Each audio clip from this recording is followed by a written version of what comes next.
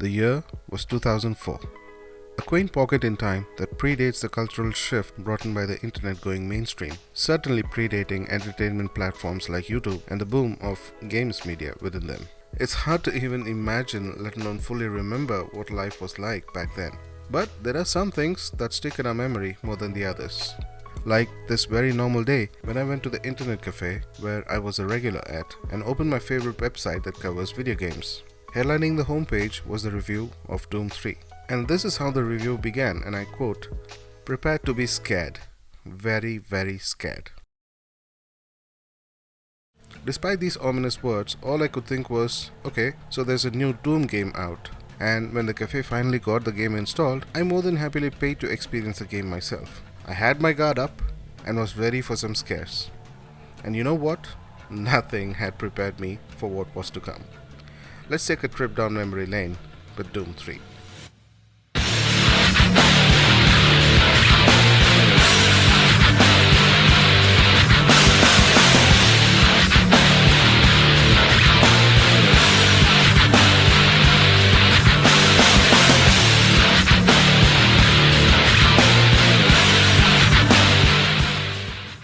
The Doom series has consistently been at the forefront of revolutionizing the first-person shooter genre with each iteration.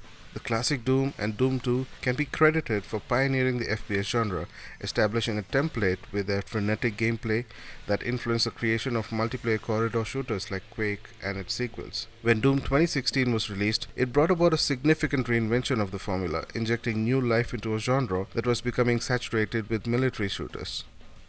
Doom 3, while deviating from the frantic horde-shooting gameplay of the original games, was revolutionary in its own way. The game dropped the fast-paced action in favor of a slower shooting experience that focused on building tension and inducing terror.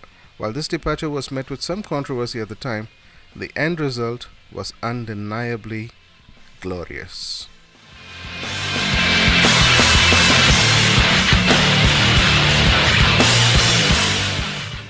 The game achieved this by implementing impeccable sound design and state-of-the-art visuals. Calling Doom 3 the best-looking game of its time would still be an understatement. It was not just about high-resolution textures and advanced character models. id Software had created a world that was not only visually stunning and immersive, but also hauntingly atmospheric.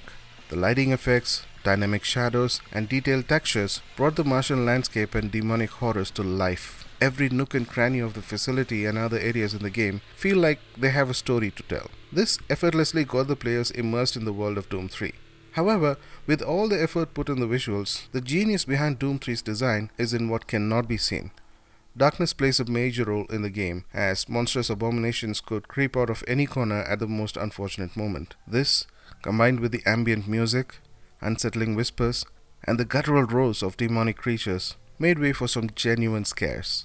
Consequently, from a gameplay perspective, the flashlight was your tool of choice, which of course came with a catch. You could not use a gun when a flashlight was equipped. This added a layer of realism and suspense, as players had to choose between visibility and being armed. To this day, this design choice has been the key point of debate of why people love or hate Doom 3.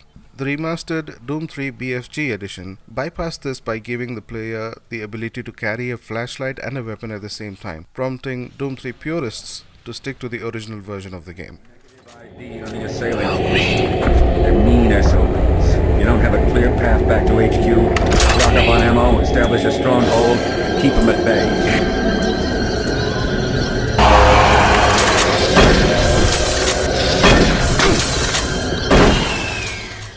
Doom 3 in many ways is a product of its time, a shooter with no compromises that successfully did what it set out to do, to scare the bejesus out of players. The graphics, atmosphere, and sound design collectively created an immersive and terrifying experience that has left a lasting impact on the players. Games like Doom 3 do not happen very often, but hey, a man can always hope.